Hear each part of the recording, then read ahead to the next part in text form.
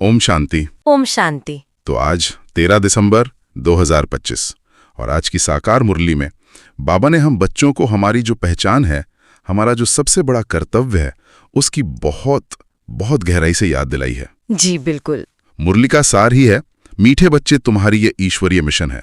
तुम सबको ईश्वर का बनाकर उन्हें बेहद का वर्षा दिलाते हो।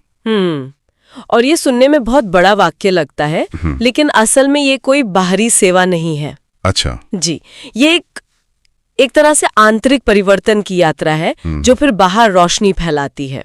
बाबा ने आज बहुत प्यार से समझाया है कि कैसे हम खुद को और दूसरों को उस एक पिता से जोड़कर 21 जन्मों की कमाई जमा कर सकते हैं। तो आज की मुरली एक तरह से हमारे आध्यात्मिक जीवन का पूरा रोड मैप है। तो चलिए इसी रोड मैप को समझने की कोशिश करते हैं, बाबा के इन महावाक्यों की गहराई में उतरते हैं। जी जरूर। तो शुरुआत करते हैं मुरली के सबसे पहले और सबसे शक्तिशाली विचार से, ईश्वरीय मिशन। बाबा हमें याद दिला रहे हैं कि हम एक मिशन पर हैं। पर मुझे जो बात सबसे ज्यादा आकर्षित करती है वो है 3 बाप का कॉन्सेप्ट। आमतौर पर हम एक लौकिक और एक पारलौकिक पिता के बारे में जानते हैं, लेकिन बाबा यहाँ तीसरे अलौकिक बाप प्रजापिता ब्रह्मा का भी परिचय देते हैं। ये तीनों भूमिकाएं हमारे जीवन में कैसे काम करती हैं? देखिए, ये समझना बहुत बहुत जरूरी है। यही ज्ञान का फाउंडेशन है। लौकिक बाप जो हमें ये शरीर देते हैं, उनका वर्षा तो अल्पकाल का होता है। हाँ, मतलब धन दौलत जायदाद सब इसी जन्म तक। बिल्कुल। फिर है हमारे पारलौकिक बाप, निराकार शिव बाबा। वो आत्माओं के पिता हैं। उनका वर्षा बेहद का है। 21 जन्मों का सुख, शांति, पवित्रता, यानी स्वर्ग की बादशाही। और फिर प्रजापिता ब्रह्मा का रोल कहाँ आता है? शिव बाबा तो निरापार हैं, एक ज्योति बिंदु। वो अपनी नॉलेज हमें सीधे कैसे देंगे? उन्हें बोलने के लिए एक मुख चाहिए ना। हाँ, एक माध्यम तो चाहिए। तो प्रजापिता ब्रह्मा ही वो माध्यम या कहें कि रथ हैं, जिनके तन में आकर शिव बाबा हमें यह ज्ञान देते हैं। तो ब्रह्मा हमारे अलौकिक यानी इस संगम युग के डिवाइन पिता हुए। अच्छा। शिव बाबा हमें ब्रह्मा द्वारा अपना बच्चा बनाते हैं और वर्षा देते हैं। तो लौकिक बाप से शरीर मिला, शिव बाबा से वर्षा मिला, और ब्रह्मा के द्वारा हम उस वर्षे को पाने की विधि सीख रहे हैं। मतलब ब्रह्मा एक तरह से उस पारलौकिक पिता और हम बच्चों के बीच एक पुल की तरह हैं। बिल्कुल सही कहा आपने। दुनिया के लोग ब्रह्मा के इस ऑक्यूपेशन को नहीं जानते। वो बस पूजा करते हैं, पर यह नहीं जानते कि प्रजापिता ब्रह्मा द्वारा ही नई सृष्टि की स्थापना होती है। तो इस फाउंडेशन को समझने के बाद बाबा हमें हमारी यात्रा के अगले पड़ाव पर ले जाते हैं, जो है वर्णों का परिवर्तन। जी। बाबा कहते हैं कि हम शूद्र से ब्राह्मण बनते हैं, फिर देवता। अब आज के समय में ये वर्ण शब्द सुनते ही लोगों के मन में जाति व्यवस्था की बात आ जाती है। तो क्या बाबा उसी सामाजिक व्यवस्था की बात कर रहे हैं या यहाँ इसका अर्थ कुछ और है? नहीं, ये एक बहुत महत्वपूर्ण सवाल है और इसका स्पष्ट होना बेहद जरूरी है। बाबा जब वर्ण की बात करते हैं तो उनका इशारा किसी भी सामाजिक जाति या जन्म आधारित व्यवस्था से बिल्कुल भी नहीं है। अच्छा। यहाँ वर्ण का अर्थ है आत्मा की चेतना की अवस्था या स्टेज। ये एक आध्यात्मिक सफर है। शूद्र का अर्थ है वो आत्मा जो देह अभिमान में है, विकारों के वश है और अपने सच्चे स्वरूप और पिता को भूली हुई है। और ब्राह्मण बनना? जब हम शिव बाबा के बनते हैं, उनके मुख से निकले ज्ञान को जीवन में धारण करते हैं, तब हम मुख वंशावली ब्राह्मण बनते हैं। ब्राह्मण यानी जो पवित्रता का पालन करें और ज्ञान का चिंतन करें। ये हमारा एक तरह से विद्यार्थी जीवन है। और इसी ब्राह्मण जीवन के पुरुषार्थ से हम भविष्य में देवता बनते हैं। जी, यानी सतयुग और त्रेता युग की पवित्र सुखी आत्माएं। तो ये शूद्र से ब्राह्मण और ब्राह्मण से देवता बनना, ये आत्मा की उन्नति का चक्र है। ये स्पष्टीकरण बहुत जरूरी था। और इसी ज्ञान को समझाने के लिए बाबा चित्रों का भी उपयोग करते हैं। मुरली में जिक्र है कि भक्ति मार्ग के चित्र और ज्ञान मार्ग के चित्रों में बहुत अंतर है। ये अंतर क्या है? बहुत बड़ा अंतर है। भक्ति मार्ग के जो चित्र हैं, जैसे देवियों के हाथों में हथियार दिखाना, वो असल में विकारों पर विजय का प्रतीक है, लेकिन लोग उसे शाब्दिक रूप में ले लेते हैं। वो सब भक्ति की निशानियां हैं। और ज्ञान मार्ग के चित्र, जैसे सृष्टि चक्र या झाड़ का चित्र, हाँ, वो पूजा के लिए नहीं है। वो तो हमारे लिए स्टडी चार्ट्स हैं, आध्यात्मिक नक्शे हैं। झाड़ के चित्र का उदाहरण लें तो वो हमें कैसे मदद करता है? झाड़ का चित्र वो तो पूरे विश्व के धर्मों का इतिहास एक नजर में दिखा देता है। उसका बीज है आदि सनातन देवी देवता धर्म, फिर तना निकलता है और समय के साथ इब्राहिम, बुद्ध, क्राइस्ट आते हैं और अपनी अपनी शाखाएं स्थापित करते हैं। तो इससे ये साफ हो जाता है कि सब धर्म एक ही पेड़ की शाखाएं हैं। बिल्कुल। और यह भी स्पष्ट हो जाता है कि जो धर्म बाद में आए हैं वे सतयुग या स्वर्ग में नहीं आ सकते, क्योंकि तब तो सिर्फ फाउंडेशन ही होता है। यह चित्र हमारी बुद्धि में पूरे कल्प का बिग पिक्चर सेट कर देता है। तो ये झाड़ का चित्र हमें एक बिग पिक्चर व्यू देता है कि हम इस सृष्टि चक्र में कहाँ हैं। और जब हमें अपनी पोजीशन पता चलती है तो अगला सवाल उठता है कि हम यहाँ से आगे कैसे बढ़े। यहीं पर बाबा कर्मेंद्रियों पर विजय पाने की बात करते हैं, जो सफर का सबसे प्रैक्टिकल और शायद सबसे मुश्किल हिस्सा है। मुरली में प्रश्न भी है, कर्मेंद्रियों की चंचलता समाप्त कब होगी? और बाबा इसका बहुत ही प्रैक्टिकल और सुंदर जवाब देते हैं। वो कहते हैं कि ये कोई एक दिन का जादू नहीं है, ये धीरे धीरे होने वाला परिवर्तन है। बाबा कहते हैं जब हमारी अवस्था सिल्वर एज तक पहुंचेगी। सिल्वर एज तक मतलब त्रेता युग की सतोप्रधान स्टेज के करीब? जी बिल्कुल।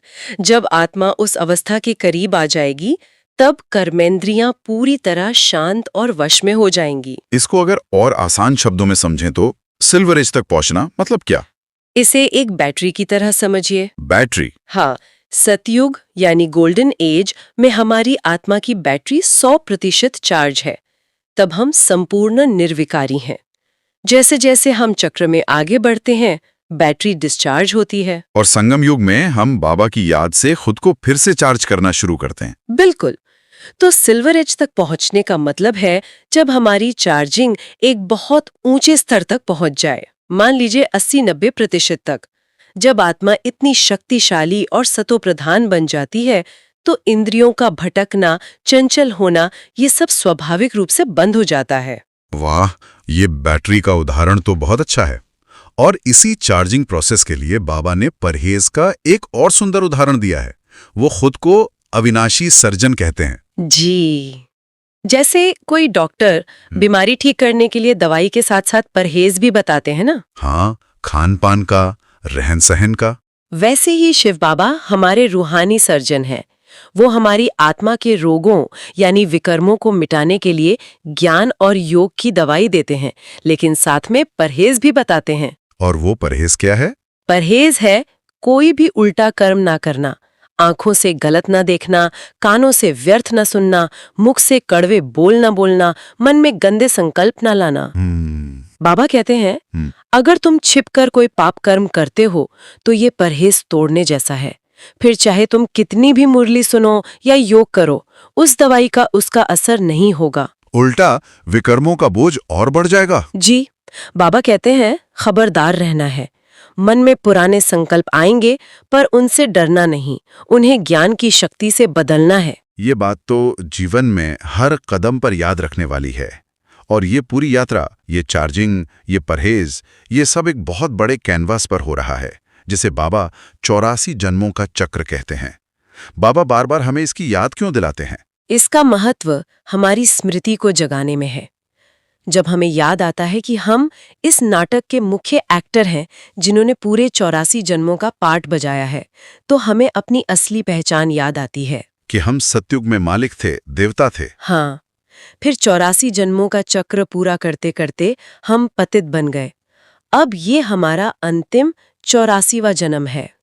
ये याद दिलाना हमें एक सेंस ऑफ अर्जेंसी देता है कि अब घर वापसी का समय है, अब पुरुषार्थ करने का समय है। और इस घर वापसी की यात्रा के लिए पुरुषार्थ क्या है? बाबा कहते हैं अपना चार्ट देखो। इसका क्या मतलब है? पुरुषार्थ का सार तो एक ही महावाक्य में है, मेरा तो एक शिव बाबा, दूसरा न कोई। सारी दुनिया से, इस शरीर से भी ममत्व निकालकर अपनी बुद्धि को एक बाप से जोड़ना, यही सबसे बड़ा पुरुषार्थ है। और चार्ट का मतलब है रोजाना आत्मनिरीक्षण। आज दिन भर में मैंने बाबा को कितना समय याद किया, कितने पुण्य कर्म किए, कितने पाप कर मुझसे जाने अनजाने में हो गए। जी, क्या मैंने किसी को दुख तो नहीं दिया? ये चार्ट हमारे प्रगति का आईना है। जितना हम चार्ट रखेंगे उतना हम खुद को सुधार पाएंगे और उतना ही ऊंच पद पाएंगे। तो मतलब पुरुषार्थ सिर्फ योग में बैठना नहीं, बल्कि सारे दिन की हर एक्टिविटी में बाबा की श्रीमत को फॉलो करना है। यकीनन ये 24 घंटे की सहज याद और पवित्रता की जीवन शैली है। तो आज की इस पूरी चर्चा के बाद अगर हमें धारणा के लिए 2 मुख्य सूत्र निकालने हो तो वो क्या होंगे? मुरली के सार में बाबा ने बहुत स्पष्ट रूप से 2 बातें बताई हैं। पहली, अपनी ईश्वरीय मिशन को सदा स्मृति में रखो। हमारा काम है खुद को और हर आत्मा को माया की जंजीरों से छुड़ाकर बाप से जोड़ना, आप समान बनाना। आप समान बनाना। और दूसरी बात, जो अविनाशी सर्जन है, उन्होंने जो परहेज बताई है उसका सख्ती से पालन करना है। कोई भी ऐसा कर्म न हो जिससे बाप का नाम बदनाम हो या हमारी आध्यात्मिक कमाई में घाटा पड़ जाए। बहुत सुंदर। और आज का वरदान भी इसी धारणा को और मजबूत करता है। 3 सेवाओं के बैलेंस द्वारा सर्व गुणों की अनुभूति करने वाले गुणमूर्त भव। यहाँ 3 सेवाओं के बैलेंस का क्या अर्थ है? इसका बहुत गहरा अर्थ है। 3 सेवाएं हैं, मनसा, वाचा और कर्मणा। संकल्प, बोल और कर्म। जी, बैलेंस का मतलब है कि हमारे मन में जो श्रेष्ठ संकल्प चल रहे हैं वही हमारे बोल में आए और वही हमारे कर्मों में दिखाई दे। ऐसा न हो कि संकल्प कुछ और, बोल कुछ और कर्म कुछ और। हाँ, जब इन तीनों में संतुलन होता है तब हमारे द्वारा दैवी गुण जैसे शांति, प्रेम, खुशी, ये सब स्वतः ही प्रत्यक्ष होने लगते हैं और हम गुणमूर्त बन जाते हैं। और आज का स्लोगन है, निश्चय रूपी फाउंडेशन पक्का है तो श्रेष्ठ जीवन का अनुभव स्वतः होता है। ये तो जैसे पूरी मुरली का निचोड़ है। बिल्कुल, सब कुछ निश्चय पर ही आधारित है। अगर बाप पर, ज्ञान पर और इस ड्रामा पर 100% निश्चय है तो फिर पुरुषार्थ भी सहज लगता है और श्रेष्ठ जीवन का अनुभव हर पल होता है। मुरली के अंत में एक अव्यक्त इशारा भी है जो हमें एक बहुत ऊंचे लक्ष्य की ओर प्रेरित कर रहा है। जी, बाबा इशारा दे रहे हैं कि अब संपूर्ण और कर्मातीत बनने की धुन लगाओ। मतलब अब छोटी मोटी बातों में अटकने का समय नहीं है। अच्छा। चाहे तन का कोई पुराना रोग हो या मन के पुराने संस्कार, हमें मालिक बनकर उन पर विजय पानी है, उनके वश नहीं होना है। हर हिसाब किताब को योगी बनकर चुकतू करना है, भोगना नहीं है। अभी अभी कर्मयोगी, अभी अभी कर्मातीत स्टेज, इस अभ्यास पर बाबा बहुत जोर दे रहे हैं। इसका मतलब है कि कर्म करते हुए भी कर्म के बंधन से न्यारे रहना, 1 सेकंड में डिटैच होकर अपनी आत्मिक स्थिति में स्थित हो जाना। जी, ये अभ्यास ही हमें संपूर्ण बनाएगा। यही हमारे पुरुषार्थ का शिखर है। अच्छा, मीठे मीठे सिकिलों बच्चों प्रति माता पिता बाप दादा का याद प्यार और गुड मॉर्निंग। रूहानी बाप की रूहानी बच्चों को नमस्ते। ओम शांति। ओम शांति।